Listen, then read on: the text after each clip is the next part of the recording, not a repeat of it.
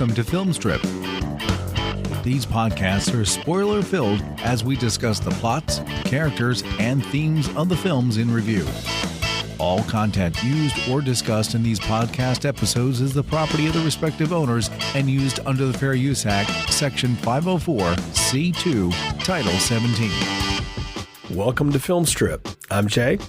And I'm Brian. And this is our review of Back to the Future Part 3, starring Michael J. Fox, Christopher Lloyd, Mary Steenburgen, Thomas F. Wilson, Leah Thompson. Released in 1990 and the conclusion of the blockbuster trilogy 6 months after Part 2, Brian. This one hit theaters. I know I was there for sure. The whole fam went back for it. What about you? I definitely was not in the theater. I would have been 12 at the time. But I remember we got it on home video right away. 6 months after the last one. That's kind of crazy. Can you imagine a film series doing that today? Like 6 months? They got to milk that for all it's worth now. Yeah, now they go, 1 year, 2 years sometimes? I think those Hunger Games movies did like a year between each other or something, but and the Twilight movies too. But yeah, you'd think they'd milk it for more. But, part of it was they shot these things back to back and they had gone 4 years from the beginning one to the second one. So they wanted to go ahead and get it back out. And you got to think home video was definitely a thing at this point in time, but they released that second one at November. So it was a Thanksgiving movie. So it got to roll right through Christmas. So right as it's coming out of the theaters, because back then, man, movies stayed in the theaters a long time. They pull it in the spring. They get it on home video right before number 3 comes out, which was smart. Because I remember that because we rented both of them to watch before we went and saw part 3 again, which was cool. Yeah, you think that today what they would do is they'd have a marathon of all 3 in a row. I don't know if they did that back in that time, but that would make sense to do like a triple feature, see 1 and 2 and then get the third one, see them all in sequential order. That would have been kind of cool, but either way, 6 months, that's pretty impressive. I do remember seeing it, and it was basically, I saw it on home video. We didn't do a whole lot of movies growing up in theaters, so I didn't have that much experience with that. But most of it was always VHS home video. We rented a ton of movies as kids. And like I said, that was one thing we did as a family was go to a movie together. My folks loved going to the movies. They liked taking us. And we were fortunate to have theaters that, back in those days, it wasn't, taking out a small Honda loan to go to a movie together. You could go on a Saturday matinee, for $20 and 3 or 4 people could go. And I remember going to see this. At this point, I was 13, 14 years old, so I went with my family once, and then I went back with some friends too, from school, because it was just a thing to do, because it came out, like I said, right at the end of the school year and in the summer, and it's before any of us were working or doing that kind of stuff. So it was definitely something to see. I remember seeing it, being excited about it because I knew it was going to be a Western. They had teased that at the end of the last one. I don't know about you, Brian. I grew up watching Westerns, like with my dad. Like that was a big thing for us. Good, the Bad, and the Ugly, Outlaw Josey Wales, all the Clint Eastwood Westerns, which is apropos because that's going to be a big joke in this movie. But even stuff like Gunsmoke and The Rifleman, like I grew up watching all that stuff, Bonanza, on TV. And so I was curious, like the time travel motif and the Western motif, how they were going to marry those things together and wrap up this story. Well, they did it interestingly, that's for sure. Not much of a Western guy. My dad's a car junkie and an airplane guy, right? So there's a lot of movies that involved vehicles. I don't know if you've ever seen the movie The Heavenly Kid. Yes. That was a big one in our household. Things like that were more his style of movies. So we would see things like that, family movies, of course. And my mom was big into the kid movies, the Disney movies and things like that. So a lot of that kind of thing. But other than that, their favorite shows were Moonlighting. stuff like that. So yeah, the thing about this one, man, is it's a time when Michael J. Fox's career is going to launch in a lot of different directions. He's getting older. He's really got a bona fide movie career at this point. He's trying to do a lot of different stuff, trying to break out at just the comedy guy. He's doing some darker stuff here and there, and that's going on.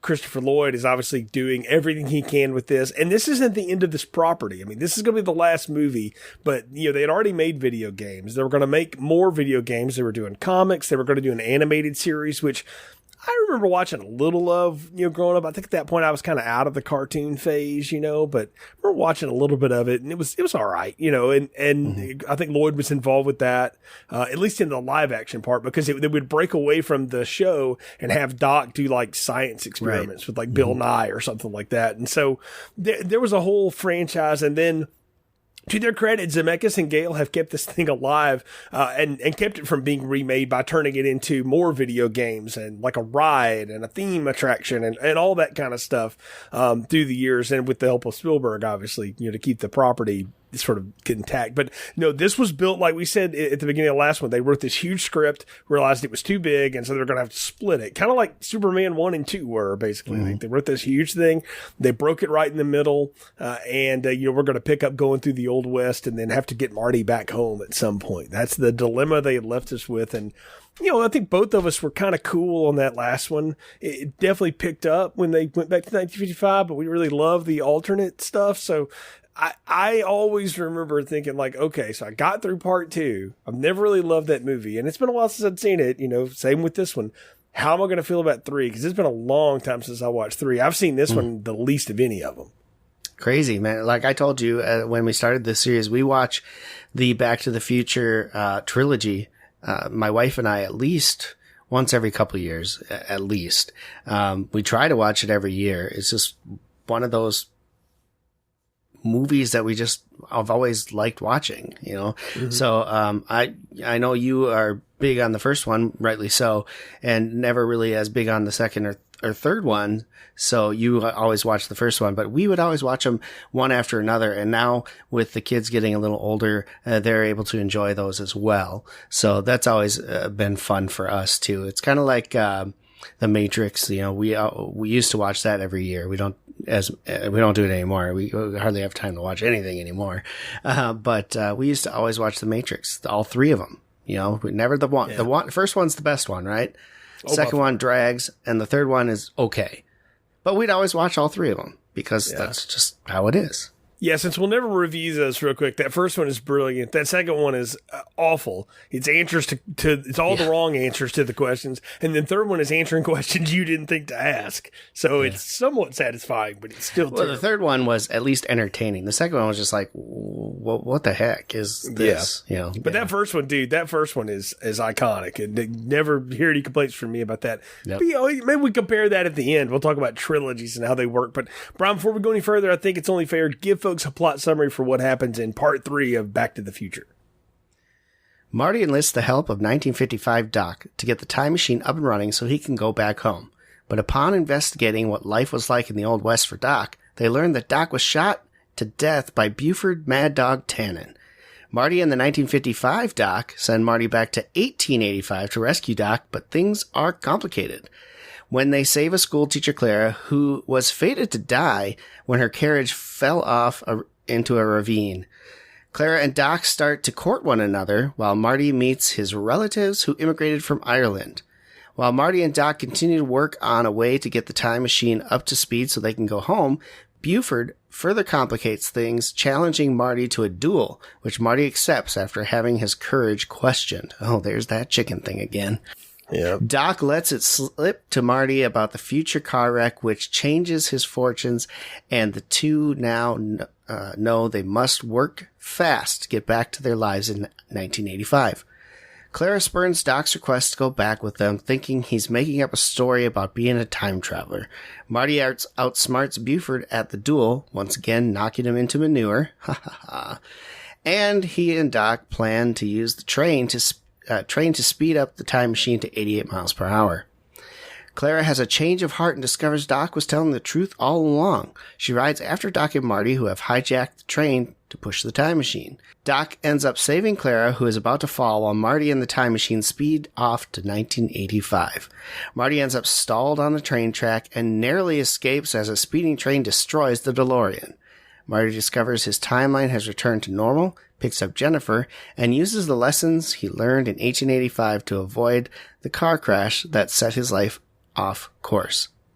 Marty and Jennifer return to the wreckage of the DeLorean when a flying, time-traveling steam engine arrives, manned by Doc, Clara, and their two boys, Jules and Vern. Doc and his family wish Marty and Jennifer well and tell them not to worry about their futures as they still have a chance to right them, while the locomotive fires up and flies off to an unknown date and time. That's a good summary, Brian, and it hits all the major points. We're going to wrap it all up. I mean, they're bringing the whole thing home here, and, you know, right off the bat, the first movie is definitely about Marty and his parents. The second movie is very much a Biff movie, as we talked about, or at least a good chunk of it is. This movie's a Doc movie. It's about Doc and rescuing Doc and Doc falling in love. How do you feel about that? Well, I have some issues with this whole thing here and the setup to this, only because it makes no sense. And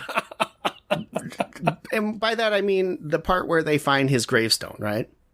Mm-hmm. They find the tombstone. It says on there, beloved Clara. Okay. Clara apparently perishes by falling off the ravine, which is named Clayton Ravine, in 1985. Right. Doc saves her from that fate when Marty's with him in 1885. So did he save her in 1885 when Marty wasn't with him? Because they wouldn't have met otherwise, because she would have fallen off the ravine. So how does she become his beloved in the first place?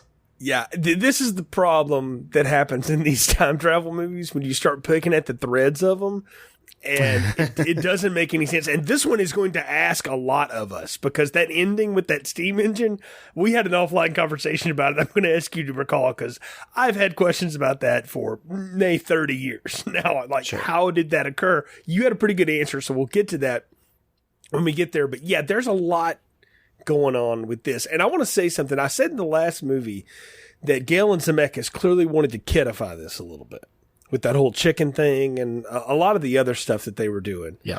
And in this movie, they go full Saturday morning cartoon to the point of actually referencing one of my favorite Looney Tunes side characters, Nasty Canasta, you know, who's out for Daffy Duck's blood, which I love Daffy, and I love that whole Western Daffy thing because he's so ridiculous. But they go all the way to that. They make Buford Tannen essentially that character, which they, you know, done the little snip of in the Biff Trump Museum in the second one that we saw last time. We knew that was coming, and the way Thomas F. Wilson plays that character, the way all the lessons unfold, the way all the gadgetry works, it's like Wild Wild West and Saturday morning cartoons in this. And this movie owes a lot to, not the Will Smith movie, but the old Jim West, Wild West movie or TV show, and to a lot of Saturday morning cartoon. Like, they go full cartoon in this one. And I kind of feel complicated about that, Brian, because that first movie was a family movie, but it had a lot of layers to it without fully going that road. Yeah, I would agree. I would say this movie is even more of a family movie because of that whole motif. I think the kids will get a lot more enjoyment out of this one than the first one, if they watched it, because, you know, Buford Tannen is your typical bad guy in a Western setting, right? He's got the muddy face all the time. He's, you know, can't speak right, and he's always pissed off. You know, he's the perfect cartoon character bad guy in a Western. Yep. So I don't know. I think it works well in this one, better than it did even in the first one, as far as using that cartoon motif, because let's face it, it's the Wild West, and everything about this feels like a comedy cartoon. It is. It is a slapstick version of the Wild West. It is, I mean, they did build a backlot of a Western city And it feels like it. I mean, this whole thing almost feels like they know they're in a movie now. They're referencing that when Doc and Marty in 1955 have got the white walls on the DeLorean and they're going to crank it up and he's just going to run it from one end of a drive-in to another. I looked at that and I was like, I don't know that that's enough room to get it to 88. Definitely not enough room. I was like, that DeLorean's got a 4-banger in it. It's beat up too. It's been sitting in a mine shaft for 70 years. I don't think it's that, it's going to get up that. And it does spark bad and it looks like it's got problems. I like the fact that the time machine is sort of taking a beating from all of its goings on. But they play the joke of like, oh, I'm going to run right into that mural of Indians, Doc. It's like, oh no, when you transport back, they won't even be there. And it runs right into the herd of the natives coming around, which is, it's a laugh. It's a joke, but it's a Saturday morning cartoon joke is what I'm trying to get at. Yeah. That first movie had humor that worked on every level. Kids could laugh at it. Adults could laugh at it because you see something that you didn't see when you were a kid in it, right? That second one just kind of got real nasty for about 40 minutes and then got kind of silly and funny and sort of self-referential. This one is just like, nope, we're just now a cartoon because we're going to blast a mine out. We're going to, I'm getting shot over a matter of $80. Who the heck is Clara? And we're hysterical. Doc's out of his mind. And all the setup to it is, and we knew one thing for sure, if he had just left him the time machine and here's the schematics for how to get Marty back to 1985, that's a real short movie. So you got to have some reason for him to want to go back west. Cause at that point, like it's very clear Doc is like, don't come back for me. And I love how, the 1955 Doc is like, I love how I'm going to get to spend my retirement in the Old West. I'm down for it, Marty. Go, because I'll make sure everything happens the next 30 years so we can replay all that hell we went through in 1985 so that we can do it again because I've got to keep the loop going. And that's the other thing, too, is that we're asked to believe in this movie, Brian, is that Doc Brown is like the ultimate Doctor Who Time Lord. Like he has had to orchestrate so much stuff to keep all of this afloat. It's mind-boggling. And he will continue to apparently keep all that going because apparently he's not done with the time machine, even though he wanted to destroy the damn thing.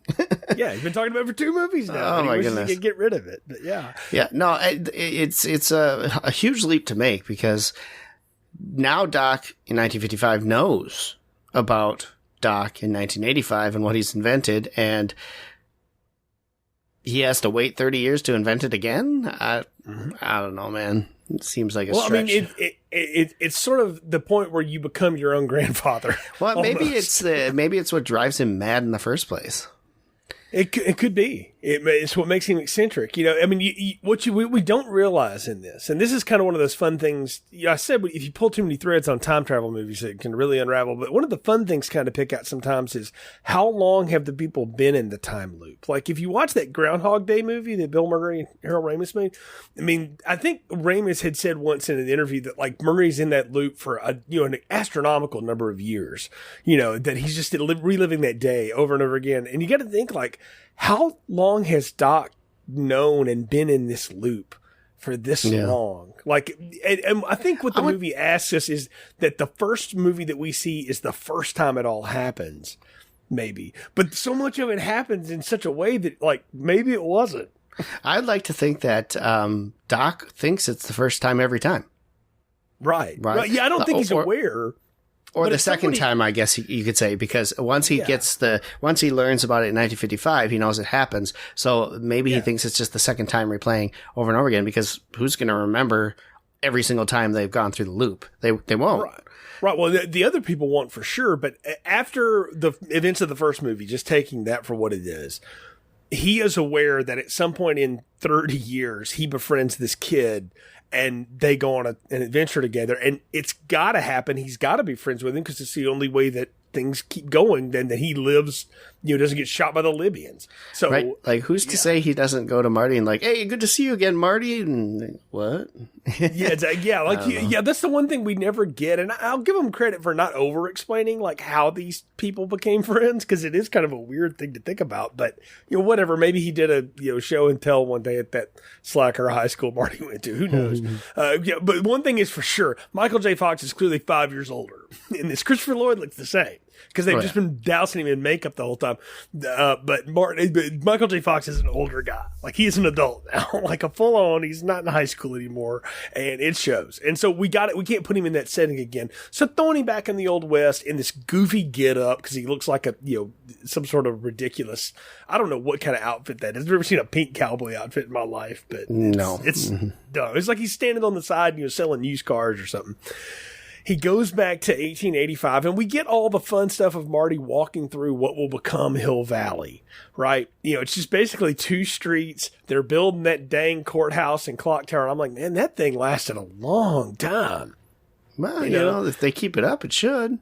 Yeah, well, I mean, clearly they keep it preserved. It gets struck by lightning, and they keep it going for 30 years to remain the same. As a matter of fact, I think it was the same in 2015, so they kept that thing going forever, to try to save the clock tower, because some guy hits him up for money for that when he's in 2015.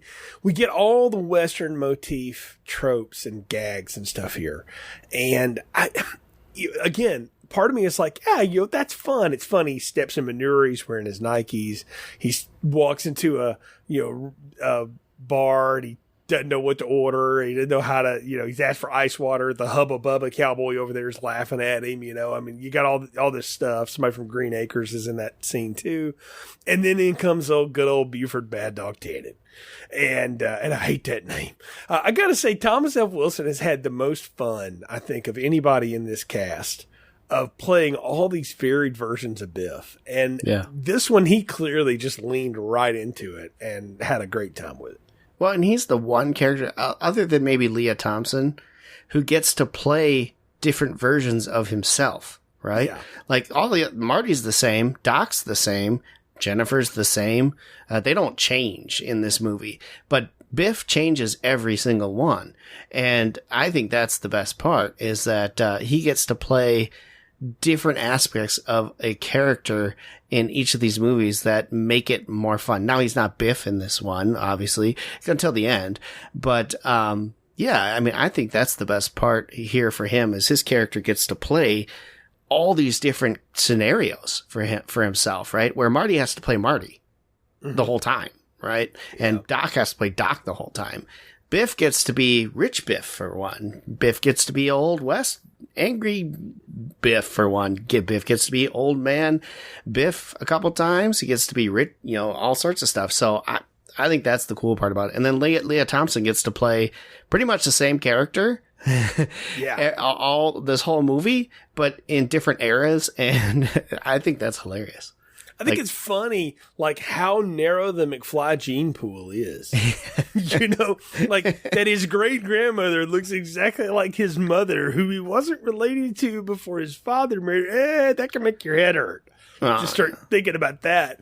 And also, all of the other people that just seem to exist in the loop that is Hill Valley. The Stricklands. You got Strickland with that big handlebar mustache, and, his son on the horseback, and discipline and all that stuff. Like, the Stricklands have always been the town sheriff, and then they became high school principals. So I'm like, man, that's a step down. Sorry. Because sheriff's kind of a big deal. That's like a big administrator job. It's not just being a cop. So anyway, I just thought it was funny that we have all this, and it made me start going down the rabbit hole.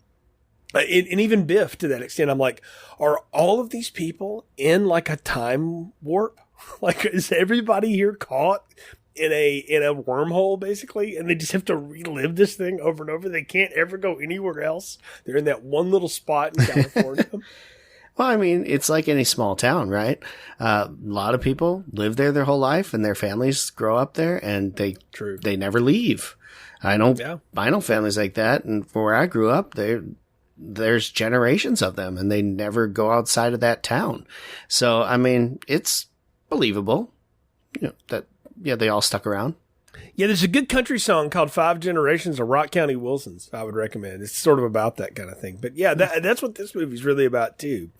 So we get all this. I mean, Buford, of course, shows up, starts shooting at Marty's feet. It's that, clearly they run into each other, and we're still playing up the "Are you chicken? Are you yellow?" motif. Mm-hmm. Like, we're still going to do that. That trope is going to exist again. And I'll be honest, man, at this point, I'm just like, well, clearly they've leaned into that. We're just going to have to live with that. But they do find an interesting way, I think, to kind to clean it up. Now, it is very Saturday morning special way to clean it up, but they use the great-great-grandfather of Marty, Seamus, who's Michael J. Fox doing a pretty horrendous Irish accent, but better than Tom Cruise far and away, but still. But he's doing this whole bit, and that's him who teaches him, like, you got to learn how to control yourself. But on one hand, I'm like, I can like that it's a relative. It's somebody who can kind of talk to him, relate to him, and is very calm and doesn't beat it over his head. Like, don't be an idiot. He relates to him in a human way, but it's almost too close, like George Lucas-y Star Wars, that it's like, my brother Martin couldn't control his temper, and look what happened to him. I'm like, so Marty had a relative named Martin who also didn't like it when he got called chicken and it killed him? That's sad. Hey, runs in the family, man. And someone's got to break the cycle. I mean, you see that kind of stuff in families, right? They just usually don't have the same name. That's what. Well, but I think that's what got to him, and that's what convinced him that he needs to think about it, because he had the same name. Oh, well, he has the same name, and I have his same temperament and everything else. So, okay, and that's what happened to him. Maybe that's going to happen to me. I don't know. Yeah. Maybe that's the piece that he needed to hear to get him to realize he's being dumb. Yeah, interesting. I don't know. To think about. But the other thing, too, is that they do replay a lot of stuff from the first movie. We talked about that in the second movie, that they wanted to kind of redo, the chase through the town square and Doc telling them how they're going to make the thing work and all that. And they redo all that here, though it's a lot more rudimentary and, it's supposed to be a little more rustic because we get the model scene again, and Doc's got this whole friggin' warehouse just full of gadgetry. It's Rube Goldberg, Wild Wild West, like I said. Gadgetry, I'm wondering how the hell he got all the stuff for. Right, I'm like, 1885, small town Hill Valley. I don't know where you're going to get all your parts. They're not coming from FedEx. The guy is smart enough to have invented a time machine, but he can make ice now in a town that doesn't have any. But it's not just that, though. I can see that, but where's he getting all the pieces, the parts? Right. You got a town with like 12 buildings in it, right? And the nearest town is who knows how far away. But Biff's gonna go rob it. Do they have all the parts he needed, and he just starts buying things up here and there to get it? Or is he manufacturing all of the metal himself because he's now a blacksmith? I don't know. Well, see, I get the idea that he's a metallurgist, because they kind of had dropped that through the bit, that he's got that background, which I have family members that are metallurgists. Like, that's a very specific science, but it also requires raw materials and elements that, unless Hill Valley's sitting on a cobalt mine that we don't know about or something, like, I don't know how he gets all of it either. He did. And here's the thing. He did drop that there was a mine. Did he say what type of mine it was? It's a coal mine. It actually says coal mine on it. So my only thought is that we're not supposed to ask these questions. I mean, clearly we are not. But we're doing it here. And the fact that we are, and I'll tell you now, I've always had these questions about it. Even 13, 14-year-old me. Because this movie insults my intelligence to the point that I'm like, look, I can go a little bit, but this is going too far. Like, I think it would have been interesting. What would be much more interesting is he's back in 1885 and he can't do all of this shit. He can't do all this gadgetry stuff. They have to figure something else out. Because the big problem becomes Marty gets an arrow in his car and he parks it in a cave, rips the arrow out, and he's cut the fuel line. And while Mr. Fusion will power the reactor and the flux capacitor, problem that will come up later with the train issue, gas runs the car. It's always run the car. Yeah. And part of me is like, wait a minute, you took this car to the future to have Mr. Fusion installed and hovercraft, and you didn't think to make it like Tesla electric or something? Like, why? Which wouldn't have helped anyway in the 1885. There was no it wouldn't Tesla electric to power them up. But no, or have some other like regenerative that to me is like, wow, we really were just stuck in 1984, like thinking with the way that they built the thing. People weren't thinking about that back then, right? I mean, my dad had a electric car running on batteries, but that wasn't until probably the early 90s. And he bought that as a gimmick for his print shop, and it had his logo on it, and he would drive it around. You know, it only went like 40 miles, and it would run out of energy, but he would drive it to and from work every day to kind of just promote his business. And we'd never seen anything like that before. That was the first time I'd ever heard of an electric car. I mean, they were talking about alternative energy at that point. I'm just making the point that, like, if Doc can do all of these things, that might have been an upgrade you wanted to do down the line. But what I was getting at was the problem is now they've got to solve for, like, how do we get the thing up fast enough? He's got all this other crap going together. The fact that they go through all these wacky ways to try to get the car up to 88 miles an hour with horses and dragging it off a cliff and all this other crap before they come up with the steam engine idea and pushing it with a train. And to have that problem like that, and then all the other stuff he's got in his lab there, it just doesn't make any sense. It's just like, you can't have it both ways, is what I'm saying. Yeah, it needed to be. It would have been much more fun if they had, like, I can't do any of that anymore, Marty. I don't know what you want me to do. Like, we'll have to figure out how to push it, but I can't make a model of it. I don't have an ice maker. I have all this crap going on here. Agreed. The whole building Hill Valley train thing model questions where he got, again, all the stuff. It just doesn't make sense to me. He never leaves. They're together almost 24/7 other than when he's with Clara or dreaming about Clara. So it's not like he takes a horse to the next town to buy parts. They just miraculously are in his little warehouse. Whatever. I don't know. Seems odd. True. Let's talk about Clara, though, because now that's the big thing that they do here. We introduce a brand new character. It's always a tough thing to do in a movie series that's tight like this, is how do you introduce somebody new? Because we hadn't done that to this point. Mm-hmm. We've just seen different versions of people like Biff, Lorraine, George, whomever along the way. We kind of introduced Needles in too, right? Yeah, I mean, we threw him in there, but he's like a nobody. That's, doing stunt casting with Flea, and we're going to have him come back again. We'll get to Marty's car crash in a little bit because I do want to talk about that. But we're introducing a major new person here who's going to have huge influence in this. Clearly, she was the beloved Clara, which we still don't know how that happens. Right. And I think it's funny that Mary Steenburgen has talked about how she's played this character twice. This is the same character she's played in Time After Time. This woman who falls in love with a time traveler and eventually decides to go with him. And she's played it again. They hired her because of that. And they basically told her, we want you to do that, but cuter. And she was like, okay. And I like her as an actress. I've always thought she gives fun performances. I mean, I've watched her for decades. She's done a lot of good work. I gotta say, I kind of like her and Christopher Lloyd. I thought they had good chemistry. I thought it was fun. I just don't know that it belongs in this movie. Like that, it's my only thing. It's fun to give Doc that side story, but it almost feels Hallmark cardy. I think that the point of it is to give Doc something to do after they get back to 1985, right? And if he were to just come back to 1985, destroy the time machine, and, what was he going to do with his life afterwards? Now it gives him purpose. He's got a family, that kind of stuff. I think that was the whole point of Clara, and to be a distraction to him while they're trying to solve the puzzle, right? Yeah. Because she was a distraction to him multiple times in this movie, and to kind of explain, the other stuff going on, the duel and everything else. So I don't know. I liked it. I thought she was a good character add, but again, makes no sense that they would have met beforehand because she would have fallen off the damn cliff into the ravine.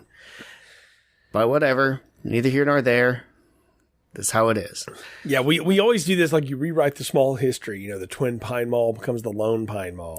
Clayton Reviewing is going to become Eastwood Reviewing. I do love that, and I don't know if they paid him for it, if it was an inside joke, if he's friends with these people. I couldn't find anything about it. All the Clint Eastwood running, like they did Calvin Klein the first time, and now it's Clint Eastwood. That's who Marty's alias is in 1885. I'm Clint Eastwood, and he lays that name out there, and I love how everybody in the bar is like, what a stupid name. Yeah. And then the guy says, if you don't go out there and fight, everybody will know Clint Eastwood was the yellowest belly in the West. Yes. Like, and we all think of Clint Eastwood, of course, as this badass, lone gunman from his, years of doing that stuff. And it's a rightfully earned reputation from the characters he's played.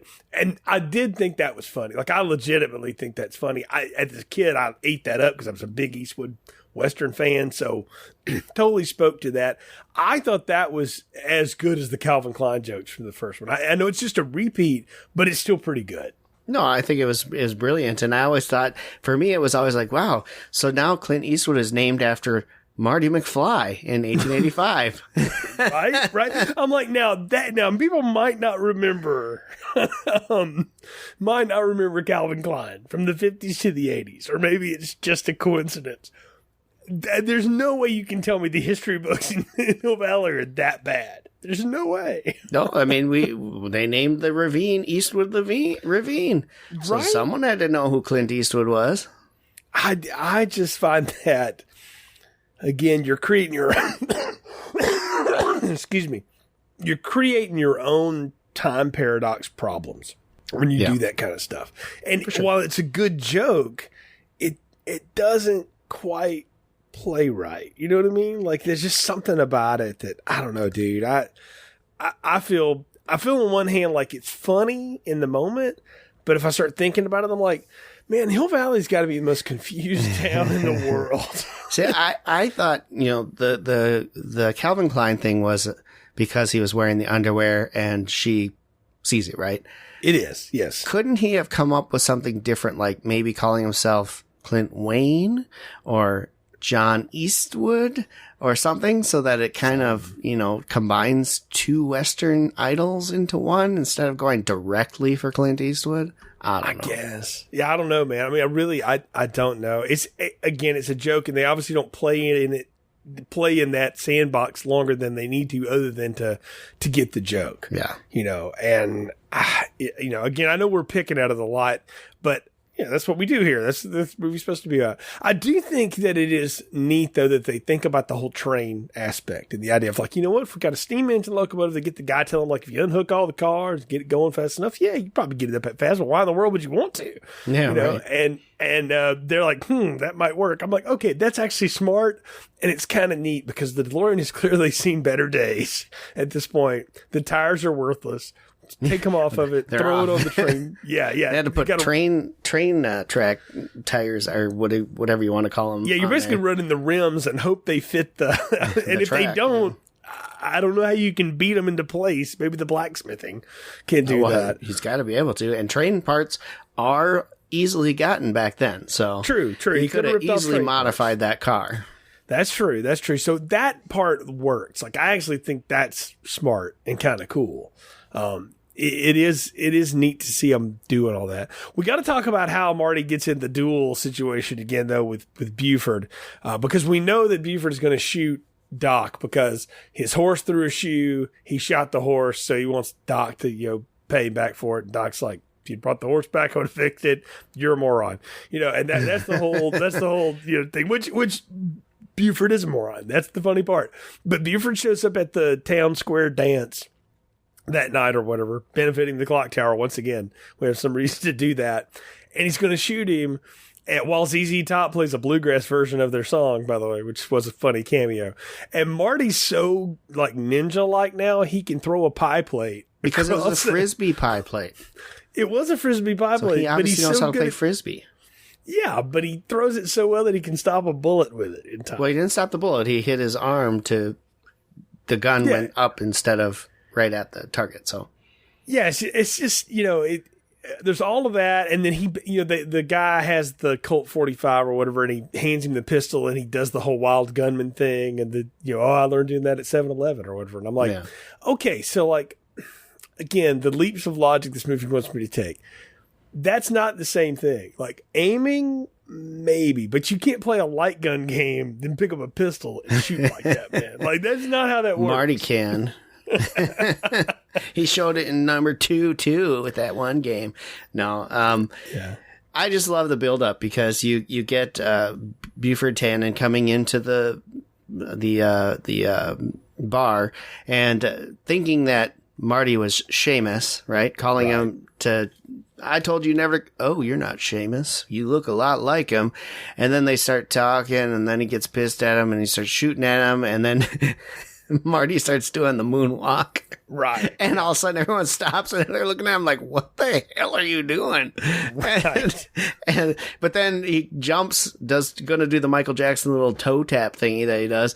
And the board kicks up the spittoon all over Buford, which that is the first thing that pisses him off, right? Yeah.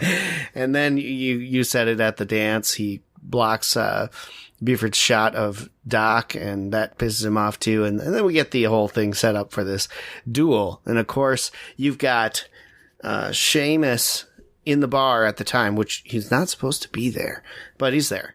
And he's looking at him, trying to say, you can't accept this duel. And everyone else is like, you need to accept this duel because, like you said, Clint Eastwood will be known as the yellowest guy ever type thing, right?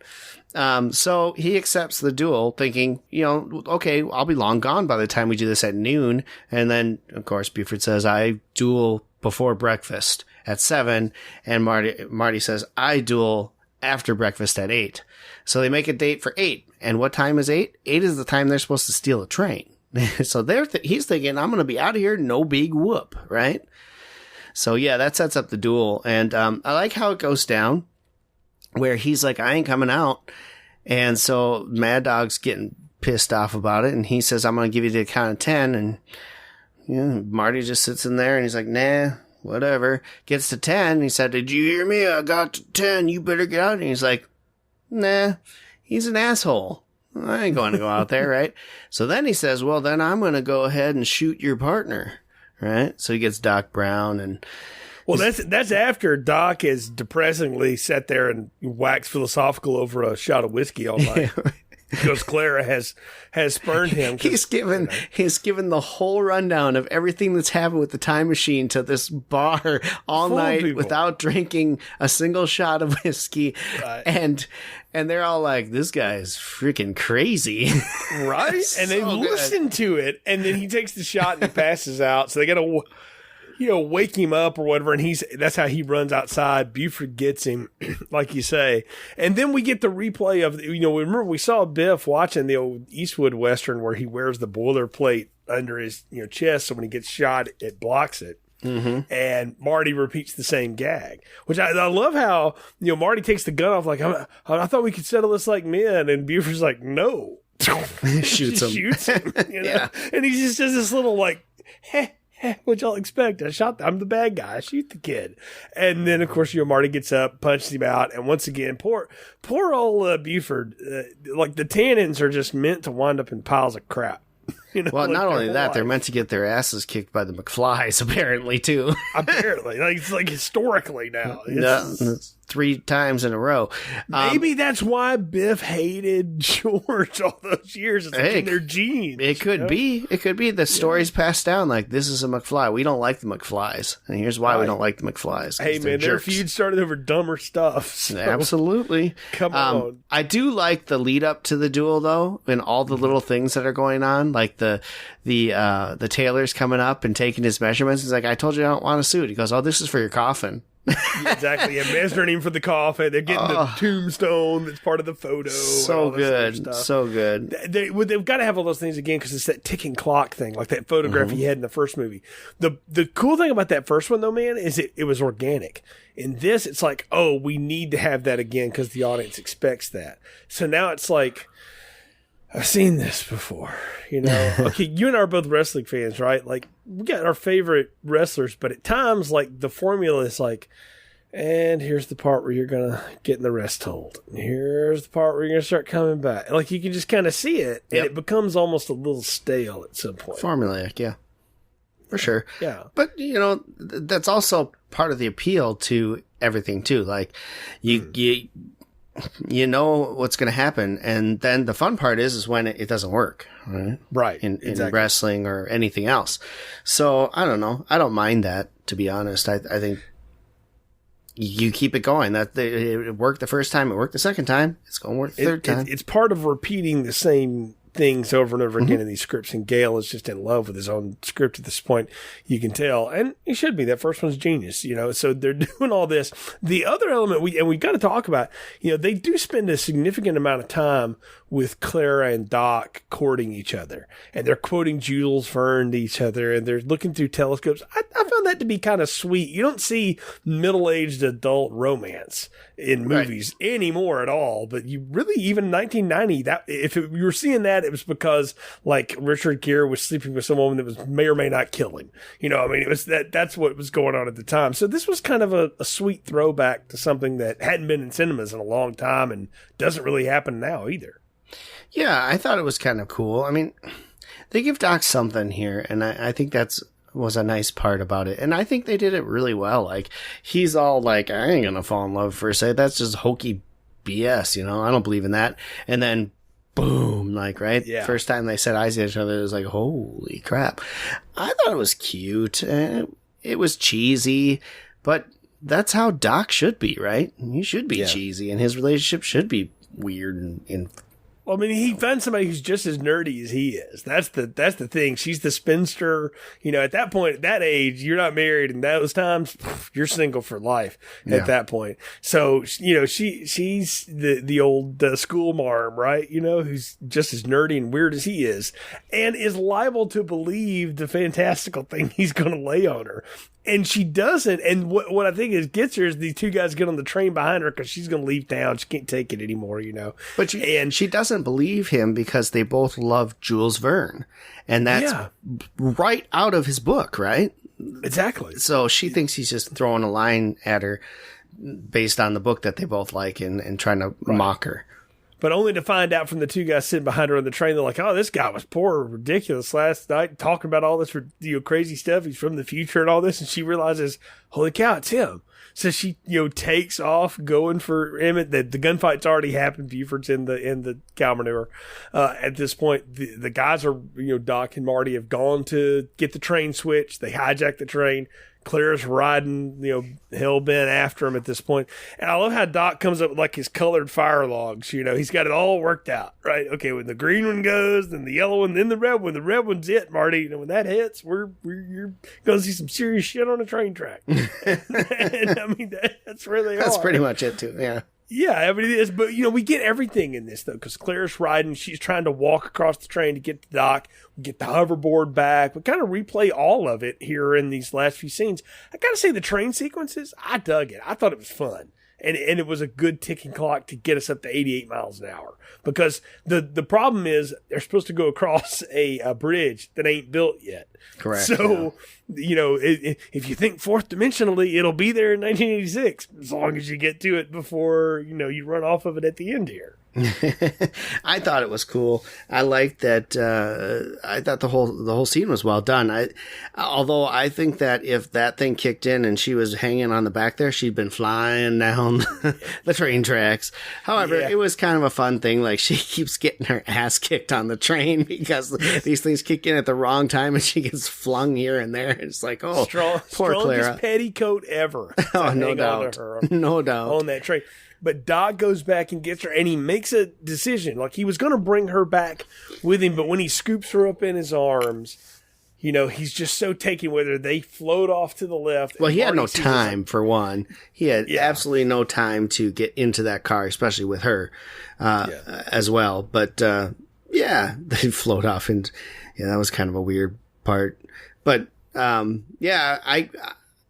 was like, okay, well, that's great. And so Doc stays behind, which he was totally against and now is good with. Great. Well, awesome. he wanted to forever. Marty kept talking him out of, we don't belong here. You got to come back with me and all this. And what Doc realizes, like, I really don't, actually.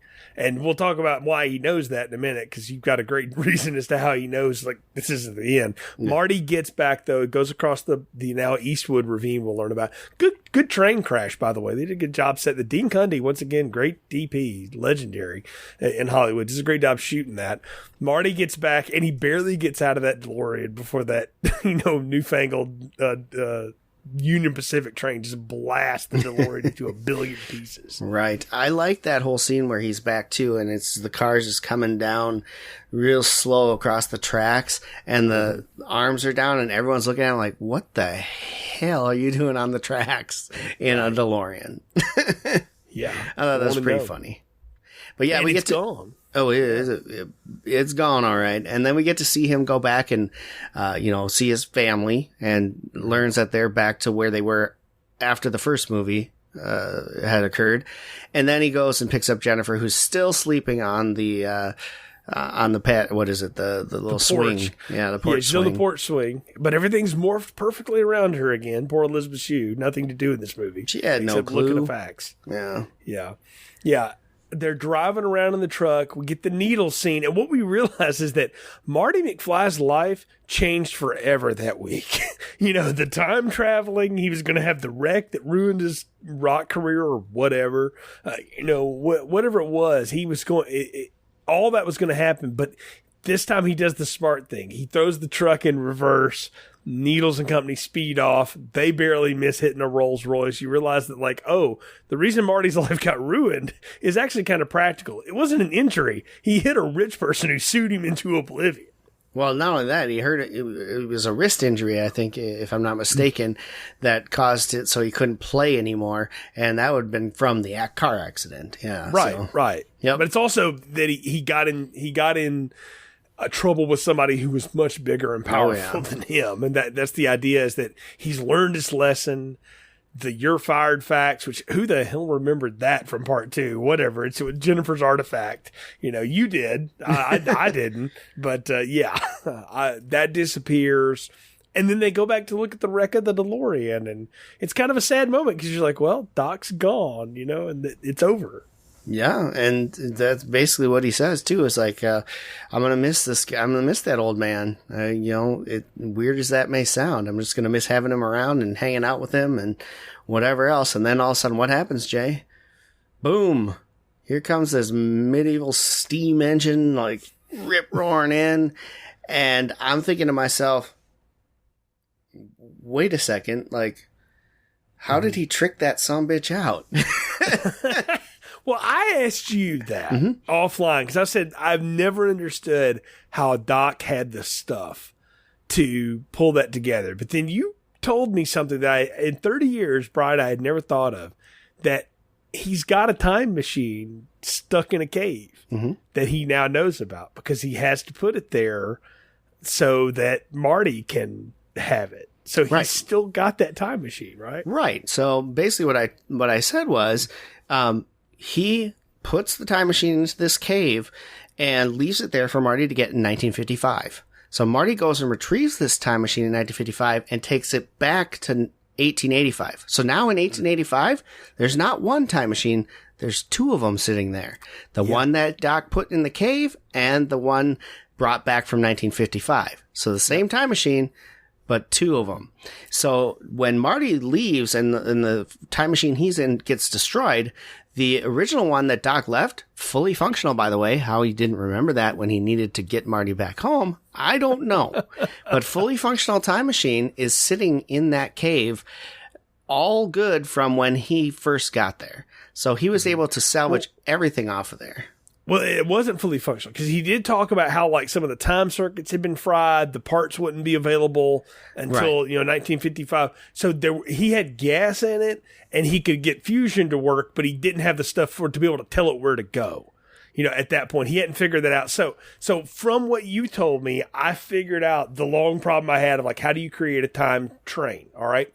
You go get the flux capacitor out of the thing because you don't need gas to run that. You now know steam is a really good way to go. You go jank another train because clearly he can do that. It's easy to do. And he figured out how to outfit it based off of that, probably off the crap off the hoverboard. He took the circuitry off of it to get all that working again. And he and Clara take the train. And the first thing he does is goes, we're going to 2015. We're going to hover convert this bad boy. And then we can go do whatever we want. And Doc is now a time traveling savant with his family. And that's all they do apparently now. Yeah, I mean, and it's all they do in the show too. I mean, like Clara and the boys are part of the cartoon. It's like going forward, that's all. They're all there. Einstein's there. They had to come back and get Einstein. That's the thing he says, and I'd never caught that before till this time. Was he said, "Well, I didn't want you to think anything was wrong with me, and I had to come back and get Einstein, so that he could come and join the family. And here's the kids, here's the wife, and." It's a sweet ending. It's very Spielberg saccharine, if you will. But I can't lie to you and tell you I didn't feel like it was earned too. Like they had set up all that stuff that could work. Yeah, I think it's a good way to end things. Doc gets to go off, like I said, with his family and do whatever he wants at this point because. Let's be honest, he's old in 1985. So the fact that he may go missing, nobody's really gonna care. No, and we've already set up in the second one, like he can get rejuvenated and go get a new liver or whatever. The question becomes, and he answers the question. I was going to say the question becomes, is there train tracks for him in the future? But obviously at the end there, he busts out some wings, hovers up, and flies away in that train. Exactly. Which then goes to the question of why keep it as a train. I guess it's a little more convenient, maybe a little more room, and maybe the DeLorean's out of style at this point. It's like, let's just rip the parts out of the thing and do something fun and go. I like the flying train; it's fun. Yeah, they go off into the end, and he leaves Marty and Jennifer with the lesson of like, you don't need to know any more about your future. Just go live your life. Well, let's just hope Doc doesn't meddle in Marty's future anymore, right? Because bad stuff happens when that goes down. Yeah, it's clearly they've had to learn some lessons about that along the way. But have we learned our lessons, Brian? It's time for final thoughts, recommendations, and popcorn ratings. What are yours for Back to the Future Part 3? I really enjoyed watching this movie, and I know nothing is as good as the first one. The first one's in a class of its own. But that said, I think this is my second favorite of the series. I like parts of 2. Don't get me wrong. I do like some of the futuristic aspects of it, and I do like some of the Back to the 55 aspects of it too. But there's parts in 2 that drag on and are just kind of like, But this one, I think it flows nicely. I like the story. It's fun. Like you said, very cartoony, which I think is appealing. Especially if you want to watch it as a family. I think that's a very good appeal to this one. There's nothing really racy or anything in this one at all. Like in the first one, you had mom hitting on son and things like that, and her boobs are all over the place, right? In the second one, kind of the similar type thing with her being like almost hooker mom with Biff as her husband. So in this one, nothing like that, right? It's all, good family movie. And I really enjoyed that. So for me, I always get a kick out of this one. I think it's a fun one and the story's fun. So I'm giving it a large popcorn. I really like this one. Yeah, let me tell you how I feel about this movie. I'm going to use another analogy. One of my favorite bands of the 90s, Hootie and the Blowfish. That first record, Cracked Review, it's like that first movie. It took them years to write it, years to perfect it, and buddy, it works on every level. It's a perfect rock album. First track to the backtrack. Ain't a bad song on it. Don't go like there. That first movie. It's there. And then there's that second album, Fairweather Johnson, where you got to come back 4 years later, you got to replay the hits, and you don't know what you're doing. And they talked about it. You're hurting me. That they just didn't get it working right. And there's parts of that second movie that work. Much like there's parts of Fairweather Johnson that work. But there's parts of it that very much don't. And then there's the third one. Musical Chairs for Hootie and the Blowfish, which is a brilliant, kind of underrated record for me. Great tunes on that album.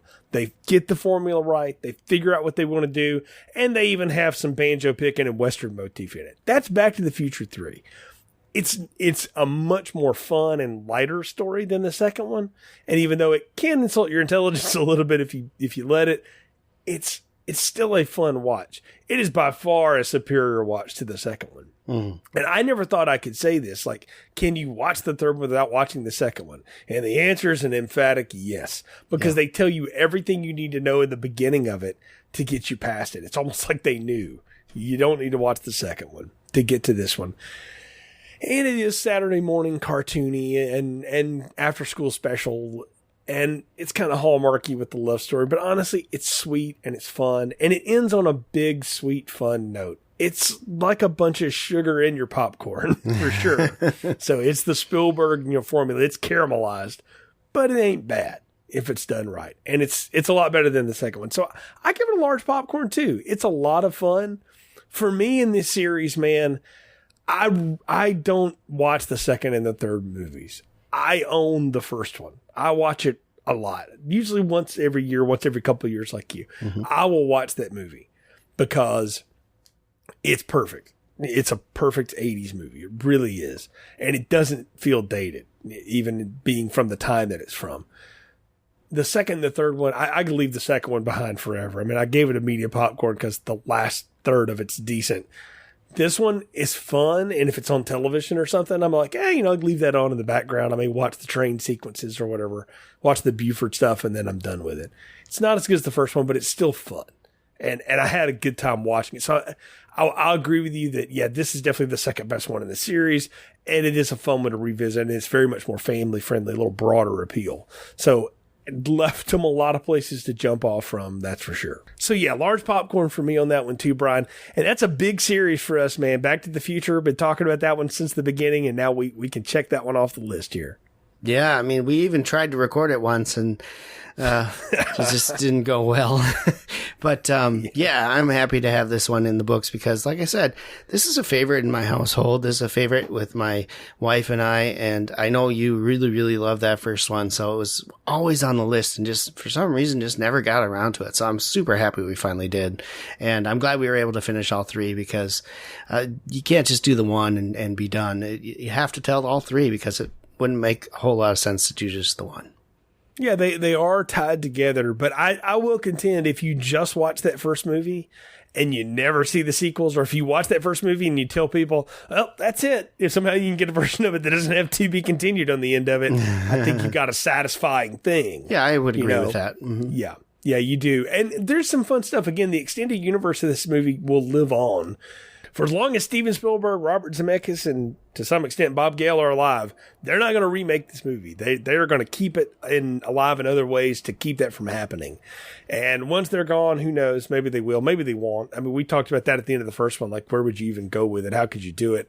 Probably couldn't. I think it's cool to have a whole different story. Yeah, it would be so different that it probably wouldn't have any of the same appeal. And moreover, I don't know who you get to do all of it. And I kind of don't want them to. I mean, there's some, nothing's a sacred cow in a movie land, but I kind of am glad that some things you just can't redo. You can try but you just can't. And so, I mean, yeah, I'll put it right up there. Again, it's from 1985, and it's a perfect 1985 movie, just like Cracked Review's a perfect 1994 record, from Hootie the Blowfish. So there's your grand review of Back to the Future. But I'm glad I got to do this with you too, man. This is a big series. It's a lot of fun to check this one off the list after all these years, man. Coming up on almost 11 years of Film Strip now, and glad we were able to knock this one out. Folks, thanks so much for listening to the show. You can find all of our episodes on our website, filmstrippodcast.com. That'll take you to our Anchor distribution site. We're proud partners with Anchor.fm. Follow the show's social media at FilmStripPod on Twitter, Instagram, Facebook. That's where you can find posts about the shows that are out now, what's coming up next. You can find a link to our link tree, which will tell you all the different places you can find our stuff, on Letterboxd, everywhere else that we are nowadays. We appreciate your support. For Brian, I'm Jay. Thank you for listening to Film Strip. Thank you for listening to Film Strip. You can find more episodes on our website, filmstrippodcast.com. The Film Strip theme music is produced and performed by Frozen Lake 121. All content used or discussed in these podcast episodes is the property of the respective owners and used under the Fair Use Act, Section 504, C2, Title 17.